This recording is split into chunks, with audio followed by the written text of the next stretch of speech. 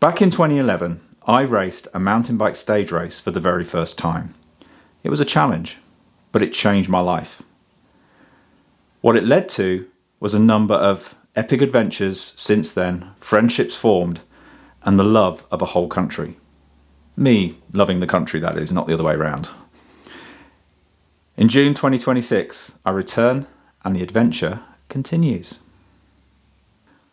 Hello and welcome back to Life Without Number. My name's Mark and I've worked in the international bike industry for the past 20 plus years. So if it's got two wheels and there's an adventure attached, I'm in.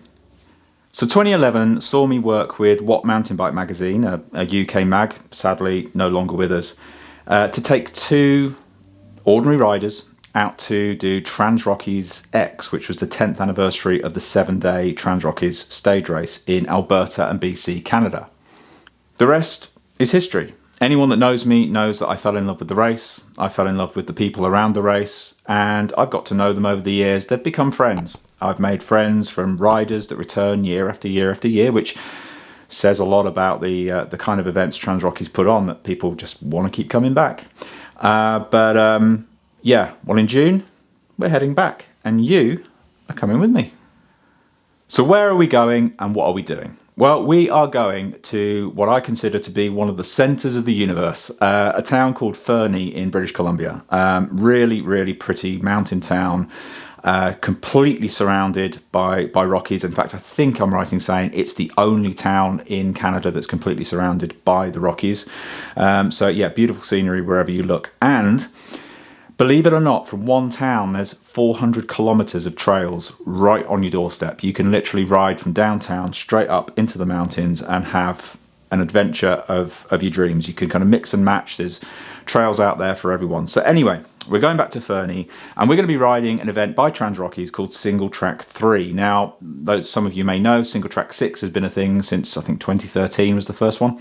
And that was a 6-day stage race. But this is now, they've changed it to be a 3-day stage race, which are kind of, that's the way events are going. They're becoming shorter. People just can't really get a whole week off work to go and ride the bike as much as we might want to. So these guys have listened to demand and they've acted accordingly. And this is the first of the Singletrack 3s, and I'm really excited to be part of it. I was going to do Singletrack 6 back in 2013, but at the time, a combination of well, to be honest, finances, but also those who follow the channel might realise this happens a lot to me. Injury meant that I couldn't actually go out. So my teammate went out on his own, unfortunately. The same teammate, actually, that joined me in 2011, a guy called Gordon, really, really nice chap. And yeah, I wish I'd been able to go out there and ride it with him. He came back with lots of tales of daring do and said that basically, wow, those trails were unbelievable. Kind of very much ramped the technicality up somewhat from the old TransRockies. And whilst the stages are much shorter, you're not talking long distances, we're talking high 20s, low 30s kilometres each day. They're steep and you get a lot of climbing into those short stages. And not only do you get a lot of climbing, you then get some very steep and technically demanding descents, which, as anyone that has ridden with me will know, that is the part of me that is always struggles a little bit. It's just a confidence thing because I don't do it often enough. So the reason behind going back to do this is it's kind of trying to prove something to myself. I think we all need to do that from time to time, push ourselves outside our comfort zone and see what we're made of. So I want to push myself technically a little bit more as a rider whilst I can, just see what happens. But also, I just want to catch up with the TransRockies guys. They're such a nice bunch of group of people, and they put on amazing events with a real kind of camaraderie they kind of foster amongst the riders. It's really cool. Now, it is a work trip. I know that sounds ridiculous. I'm going out to ride a bike and I'm saying it's a work trip. But as I said at the outset, I work in the bike industry, so that does involve some riding bikes. And I'm very fortunate in that it is going to be a work trip with other things to be done apart from race a great stage race. So again, I'll take you along and I'll be out there with media and I'll keep you in the loop. So watch this space. And as I said, you are invited to come along and join us. Now, because it's a work trip, and this is like racer excuses. Just get them out the way now. So, my poor knee, my technical. No, it's none of that. Basically, because it is a work trip, we are going to be reporting on the event. So we are going to be stopping on a regular basis for pictures, and then we'll ride a bit and take a picture, and if that doesn't work, we'll walk back up the trail and ride back down and take another picture, and so on and so forth. But I mean, if you look at the results after the race, trust me, you're not going to see us anywhere near the front half. We're going to be doing a lot of pictures, a lot of content creation, both for the media partner and a little bit for you guys here on Life Without Number. So yeah, but it's an adventure. It's a kind of mini mountain bike adventure. So join us. Come out via the joys of YouTube. Come out and join us in BC this summer. And who knows, it might even kind of pique your interest to look at doing it in years to come. I can't recommend TransRockies enough, genuinely.